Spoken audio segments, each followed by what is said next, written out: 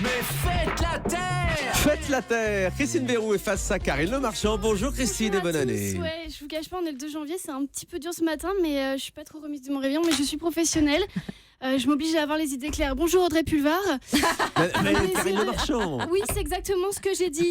Parce que ce soir, c'est le retour de L'amour est dans le pré. L'amour est dans le pré. Pour ceux qui ne vont pas au salon de l'agriculture, mais qui aiment bien regarder l'agriculture dans leur salon. Alors par contre, le générique, c'est plus James Blunt. Il aura quand même empoché 10 ans de droits d'auteur. James Blunt, c'est celui qui s'est fait le plus d'argent sur le dos des agriculteurs juste après Monsanto.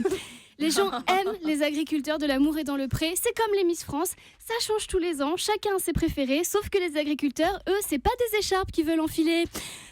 Oui, bonjour. On a déjà pu découvrir des portraits sur internet comme Nathalie, éleveuse de vaches et de chèvres, qui déclare « Je préfère qu'on m'offre une bière plutôt que des fleurs ». Voilà, ça c'est pour les hommes qui cherchent la femme de leur vie, mais aussi un meilleur pote. Il y a déjà un petit buzz sur Patrice parce qu'il est vierge. Alors moi perso, je pourrais pas donner sa chance à un homme qui est vierge parce que j'ai plus d'affinité avec les scorpions et les capricornes. Mais bon, alors tous les ans, oui, parle pendant ma chronique, Thomas Joubert.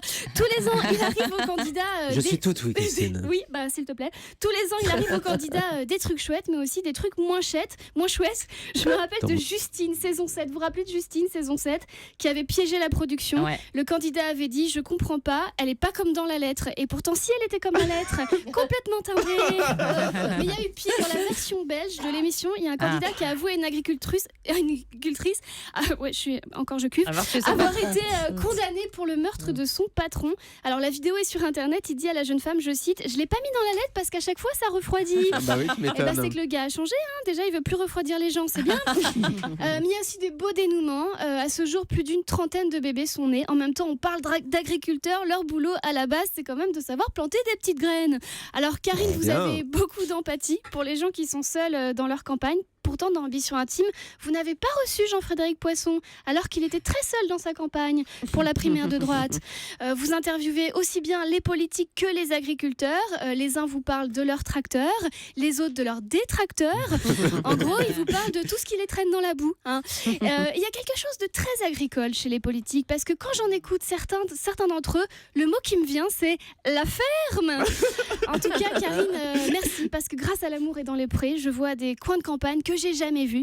Et grâce à Ambition Intime, je vois aussi des trucs que j'ai jamais vus, comme par exemple le sourire de François Fillon. Alors Karine, vous avez un grand talent pour mettre les gens à l'aise, obtenir des confessions. Moi, je vous envie. Voilà, quand j'étais petite, je jouais à la marchande. Et aujourd'hui, quelquefois, j'aimerais bien jouer à le marchand. Merci beaucoup. On chute là-dessus. Merci beaucoup, Christine Béroux.